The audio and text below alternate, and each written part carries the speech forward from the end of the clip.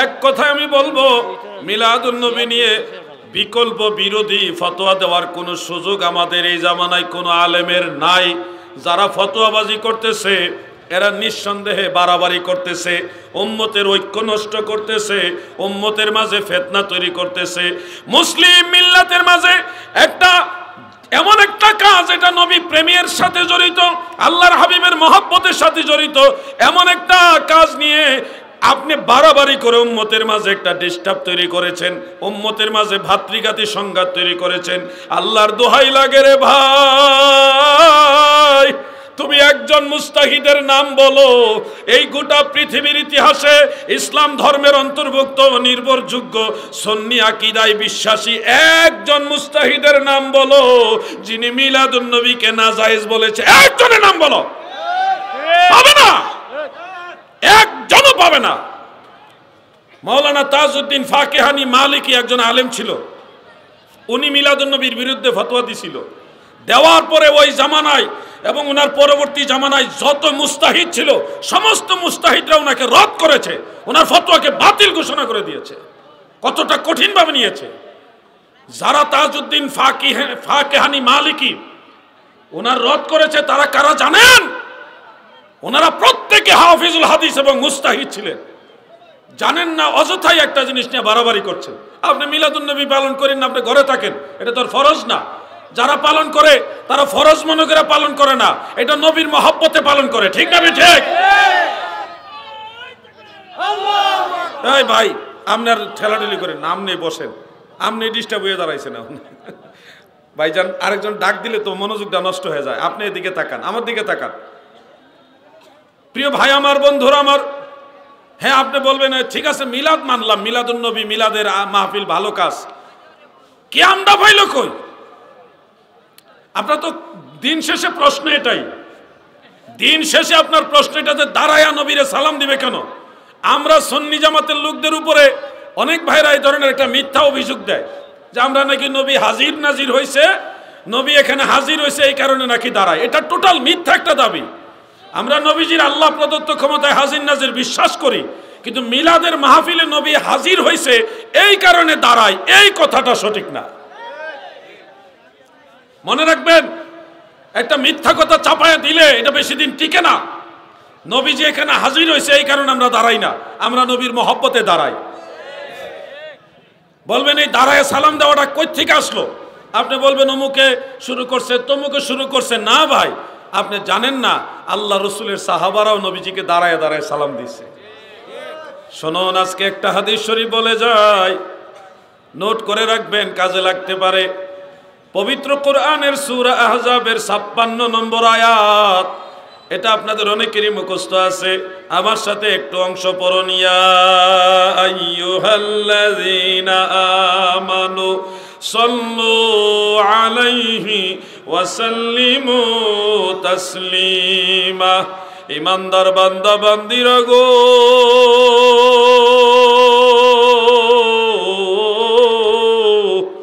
তোমরা আমার নবীর উপরে দরুদ পড়ো এবং সালাম দাও, দরুদ পড়ো এবং সালাম দাও। তবে এখানে একটু বেশ কম খেয়াল করে দেখবেন, আল্লাহ তাআলা দরুদের আদেশ দিয়েছেন সল্লু, তোমরা দরুদ পড়ো, কিন্তু সালামের নির্দেশটা দিয়েছে একটু ব্যতিক্রম ভাবে, সাল্লিমু তাসলিমা, দরাবতু দারবান, দরাবতু দারবান। কওমির আলেমেরা বলবেন জরাবতু জরবান, জরাবতু জরবান। মফউলে মতলক সহকারে যদি বলা হয়, আমি তাকে মারছি মারার মতো। জরাবতু জরবান, মারছি মারার মতো। আল্লাহ তাআলা বলেন ওয়াসাল্লিমু তাসলিমা, সালাম দাও সালাম দেওয়ার মতো। এই যে নির্দেশটা আপনি নোট করেন, তাফসীরে তাবারি শরীফ, এটা বেশি দিন আগের কিতাব না, আজ থেকে 1100 বছরের আগের কিতাব। কয়শো বছর আগে? যিনি এই কিতাবটা লিখেছেন ওনার নাম হলো হাফিজুল হাদিস ইমাম ইবনু জারির আত-তাবারি রহমতুল্লাহ, আবু জাফর ইবনু জারির আত-তাবারি রহমতুল্লাহ আলাই। উনি 310 হিজরিতে ইন্তেকাল করেছেন। কত হিজরি?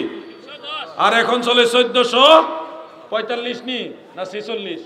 45।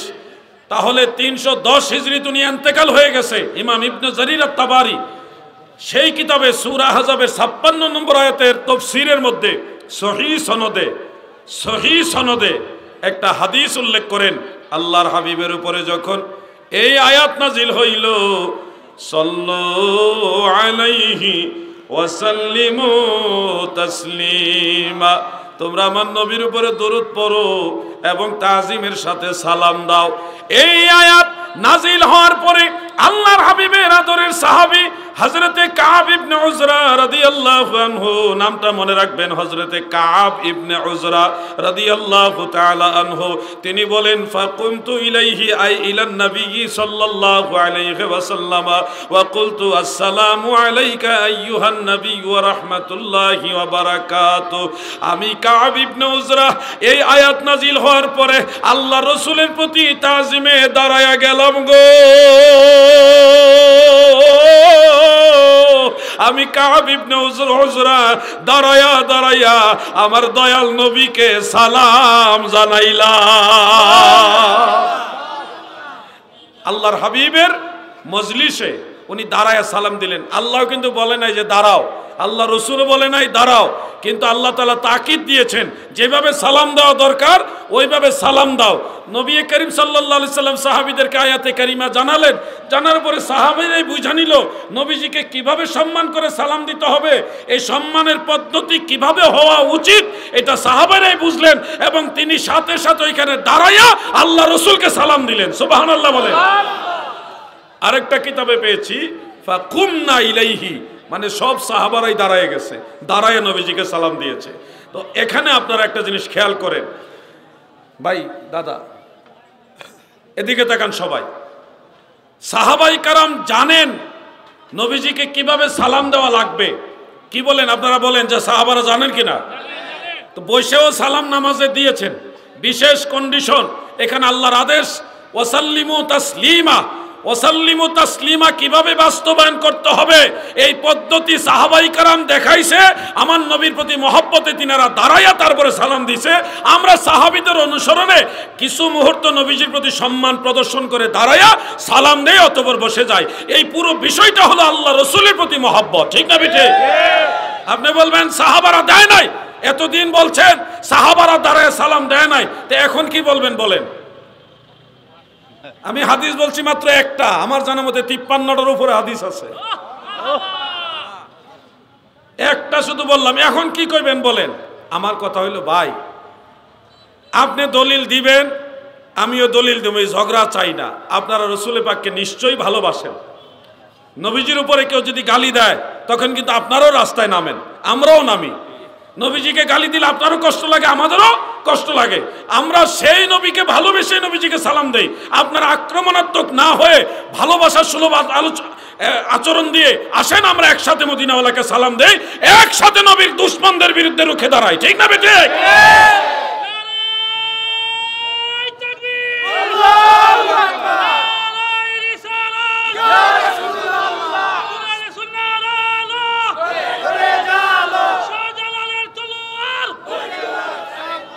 যারা আমার এই কথাগুলি শুনেও যারা সন্তুষ্ট হতে পারবেন না তাদের প্রতি আমার আফসোস ছাড়া আর কিছুই থাকবে না। আমি অনুরোধ করছি, ঝগড়া না, বহু ঝগড়া করছেন, যে মৌলভী সাহেব 2 টাকা হাদিয়া পাইব, পাইয়া এই উসিলাই উল্টা ফাল্টা ক্রেডিট লইয়া মারহাবা বাহাবা লইয়া চলে গেল, কিন্তু উনি তো মুসলমানে মারামারি লাগাই দিয়ে গেল। আপনি দেখেন, আপনি বলবেন আমি অমুক দলের লোক, আমার দলে মিলাদ মানে না।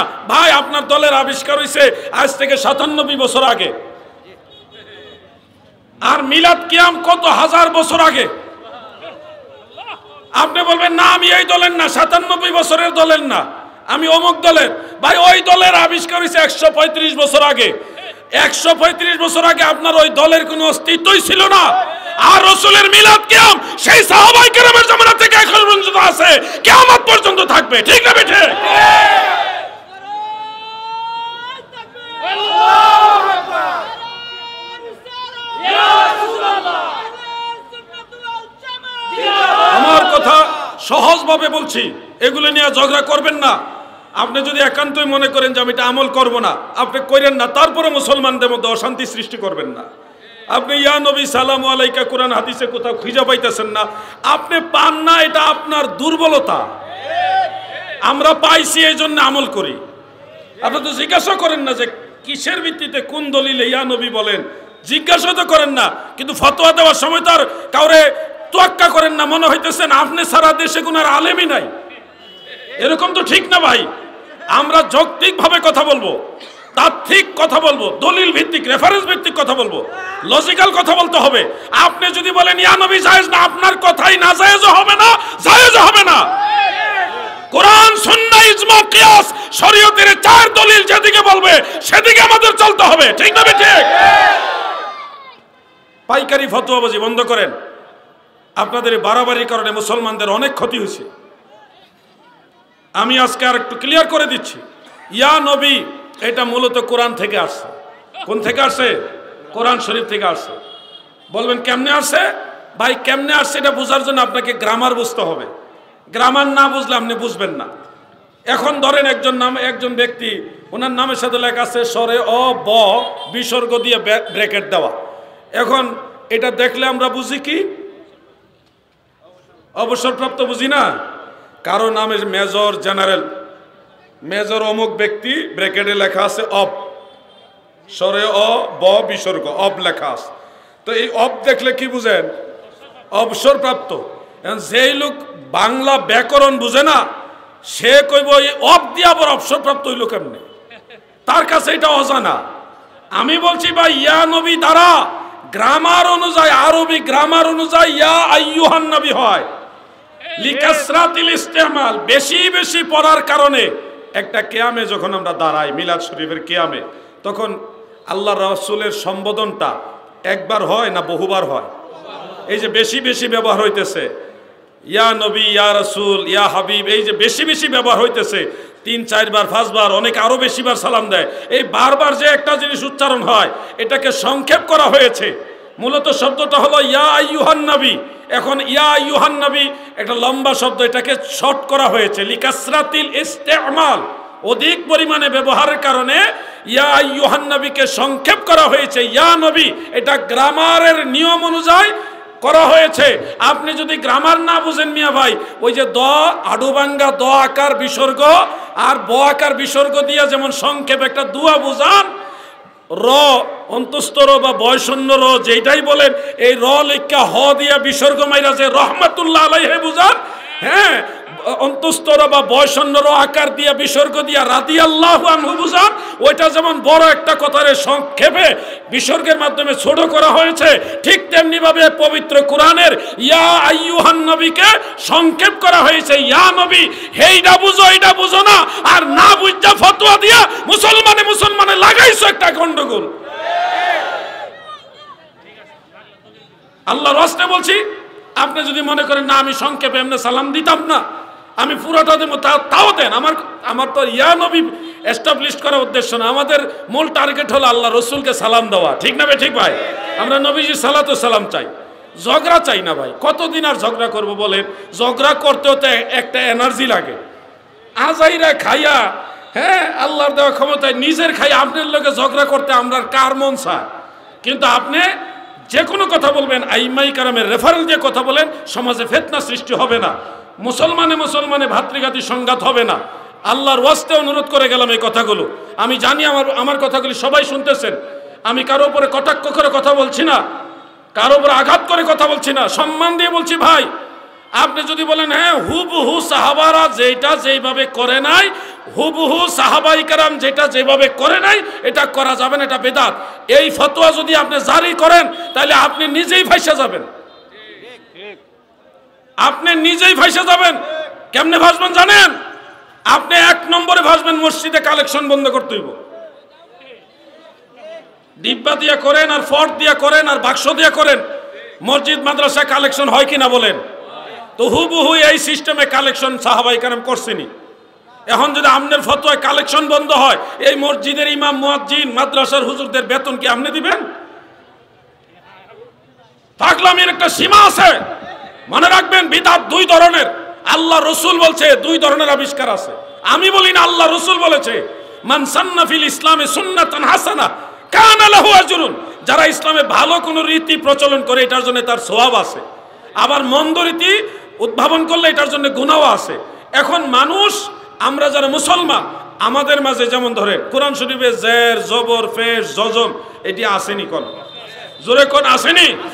আপনি যদি বলেন যে সাহাবাই কেরাম যা করে নাই তা করা যাবে না, আপনি তো কোরআন শরীফে জের জবর ফেশ জজম তাসদিদ এগুলি মুছতে হবে, কারণ এটা সাহাবীদের যুগে ছিল না রে ভাই।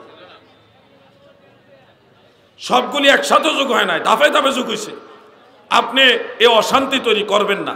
বিদআতের মাপকাঠি দিয়ে যদি মাপ দেওয়া হয় তাহলে তাফসীরুল কোরআন মাহফিল নামে কোনো মাহফিল সাহাবারা করে নাই, সিরাতুন নবী নামে কোনো মাহফিল সাহাবাই কেরাম করে নাই, বিশ্ব ইজতেমা নামে টঙ্গীর তীরে যেটা হয় এই ধরনের কোনো সম্মেলন সাহাবাই কেরাম করে নাই, চরমোনাই দরবারে যে 3 দিন ব্যাপী সম্মেলন হয় এই ধরনের প্রচলিত সম্মেলন সাহাবাই কেরাম করে নাই।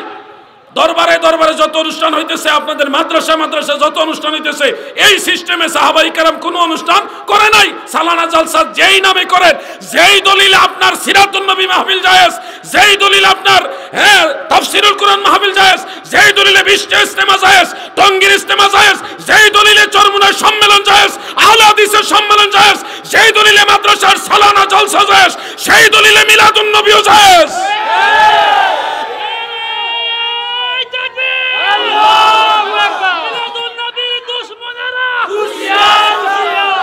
এরা দুশ্মন না ভাই, এরা দুশ্মন না, এরা বুঝে না। বুঝলে দেখবেন আপনার আগে যাইব, যদি বুঝে আপনার আগে যাইব। তারা একটু বুঝের বেশ কম দেখায়, দেখা গেছে নবীজির উপরে যখন একটা আঘাত করে কেউ কথা বলে নাস্তিকরা, তখন তারা কিন্তু রাস্তায় নামে। অতএব তারা যদি এই বিষয়টা বুঝে তখন আপনি ফাত্তা পাইতেন না, হেরা সবার আগে থাকবো, ঠিক না বেঠে? আমরা মুসলমানে ঝগড়া চাই না ভাই। এক কথা, ঝগড়া না করে আসো সবাই মিলে মদিনাওয়ালাকে তাজিম করে সালাম দেই, নবীর দুশমনদের বিরুদ্ধে সিংহের গর্জন দিয়ে সব মুসলমান এক হয়ে দাঁড়ায়, ঠিক না বেঠে? এই আহ্বানটা আমি রাখলাম। মানা না মানা আপনাদের ব্যাপার। আমি আমার অবস্থান থেকে এই 2টা কথা বললাম। সময়ের চাপ আছে, তাহিরি সাহেব সম্ভবত আসবেন, আপনারা নৈরাশ হয়েন না। উনি জামে পইরা এখানে শিডিউলটা মেনটেন করতে পারেন নাই।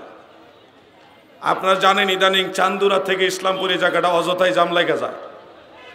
জ্যামের কারণে উনি এখানে শিডিউলটা মেনটেন করতে পারে না। উনি ওইদিকে প্রোগ্রাম করে এখানে ইনশাল্লাহ আসবেন। ভণ্ড পীরের কাছে যাবে না, সে তোমার দুনিয়াও ধ্বংস করবে, আখিরাতও ধ্বংস করে দিবে। কোনো ভণ্ড পীরের কাছে যাওয়া যাবে না। কোনো পীর সাহেবকে, কোনো মাজারকে সেজদা দেওয়া যাবে না। সেজদার একমাত্র মালিক আল্লাহ। সেজদার একমাত্র মালিক কে? আল্লাহ। আল্লাহ ছাড়া কাউকে সেজদা দেওয়া যাবে না। পীর ও মুর্শিদ ওলি আল্লাহদেরকে, মা বাবাকে, বুজুর্গ উস্তাদকে কদম বসি করা যাবে, কিন্তু সেজদা করা যাবে না। এগুলি মনে রাখবেন। খোদ মাওলা আলী রাদিয়াল্লাহু আনহু থেকে শুরু করে সিদ্দিক আকবর, ফারুক আজম, উসমান জুন্নুরাইন, সমস্ত সাহাবায়ে কেরাম, এমনকি আমিরে মুআবিয়া রাদিয়াল্লাহু আনহু সহ কোন সাহাবীর সমালোচনা বা গালাগালি করা যাবে না। সমস্ত সাহাবারা আমাদের মাথার তাজ, মনে থাকবে। যে সাহাবীদের গালাগালি করে সে আহলে সুন্নাত ওয়াল জামাত হতে পারে না, এগুলি মনে রাখবেন। জিকিরের নামে ভণ্ডামি করা যাবে না। জিকির করবেন আল্লাহর। জিকির আল্লাহর করতে গিয়ে এমন বিকৃতি বা বিকৃত আওয়াজ করবেন না যেটা আল্লাহও বুঝায় না, নবীও বুঝায় না, কিছুই বুঝায় না। তো এই ধরনের ভণ্ডামি জিকির থেকে নিজেরা বিরত থাকবেন। অনেক কালবি জিকির আছে পীর মুর্শিদরা শিখায়, ছাড়তে আল্লাহ টানতে হু, বা টানতে আল্লাহ ছাড়তে হু, এইভাবে নিঃশ্বাসে নিঃশ্বাসে জিকির করা যায়। ওইটা নিয়ম মোতাবেক করতে হইব। আর যদি আপনারা ওই তরিকার নিয়মও করেন না, পীর মাশায়েখের শিক্ষা দেওয়া নিয়মে না কইরা এই ধরনের বিকৃত আওয়াজের জিকিরের নামে ভণ্ডামির কারণে শিক্ষিত সমাজ আমাদের সুন্নিদেরকে পছন্দ করে না। মাথায় একটা ফাকরা লাগাইছে, তাও রুমাল দিয়া, মহিলাদের রুমাল দিয়া, আবার গলায় আরেকটা ঝুলাইছে। ভাই এত কাপড় গায়ে দেশ কেমন, তোর কাপড় দেখলে আমার গরম লাগে। আশ্চর্য হইস। অবশ্যই পাগড়ি পরা সুন্নতে রাসূল। ওই যে আমাদের হুজুর পাগড়ি মাথা দিছে, কত সুন্দর লাগে। হুজুরে তো সেজদা দিলে কপাল মাটিতে লাগবে, কোনো সন্দেহ নাই। কিন্তু তারা যেই সিস্টেমে পাগড়ি পরে, একবারে এই হানে লয়ে পরে পাগড়ি, তো সেজদাটা দিলে তো কপালটা লাগতো না। এই ধরনের পাগড়ি যেটা সেজদা দিলে কপাল জমিনে লাগে না, ওই ধরনের পাগড়ি হইল মাকরু। আর এই যে হুজুর যেভাবে পড়ছে এটা হলো সুন্নত। সেজদা দিলে কপাল জমিনে লাগতে হবে, এই নিয়মগুলি আপনাদের জানা থাকতে হবে। আর কোটি 3-4টা লাল রঙের কোনো কাপড় পুরুষের জন্য জায়েজ নাই। লাল রঙের পাগড়ি লাগাই আমরা হুজুর আওয়াজ করা শুরু করতেছে। লাল কাপড় পুরুষের জন্য মাকরু, আর ওই লাল রঙের পাগড়ি লাগাই হুজুরা লাইন ধরে আওয়াজ করতেছে। আলাউদ্দিন জিহাদির বিরুদ্ধে আবার খেপে। আমি কি করতাম কোন, আমি কি জায়েজ কইতে পারবো? প্রিন্সিপাল হুজুর, আমি যদি আজকে কই লাল কাপড় জায়েজ, কালকে তো আপনি আমার বিরুদ্ধে দাঁড়াইবেন। কি কথা ঠিক না? আমি যদি আজকে বলি লাল রুমাল ব্যবহার করা যাবে, লাল পাগড়ি ব্যবহার করা যাবে, কালকে হুজুরই আমার বিরুদ্ধে ফতোয়া দিব। জিহাদি সাহেব এই মাসলাটা ভুল কইছে। এখন ভুলটাও কইলে বিপদ, সত্যটা কইলেও বিপদ। আমি বলছি মাঝখানে বড় ঝামেলা। আপনারা মিলেমিশে থাকেন, ঐক্যবদ্ধ থাকেন, ইসলাম এবং সুন্নিয়তের পথে থাকবেন, আহলে সুন্নাত ওয়াল জামাতের হক পথে থাকবেন, এই আহ্বান রেখে না আমার লজ্জা দিয়েন না। আমি আপনাদের খেদমতে না আনেন লোক নিয়ে আসেন, তাহলে 2 মিনিট একটু দুরূদ শরীফ পড়ুন। আল্লাহুম্মা সাল্লি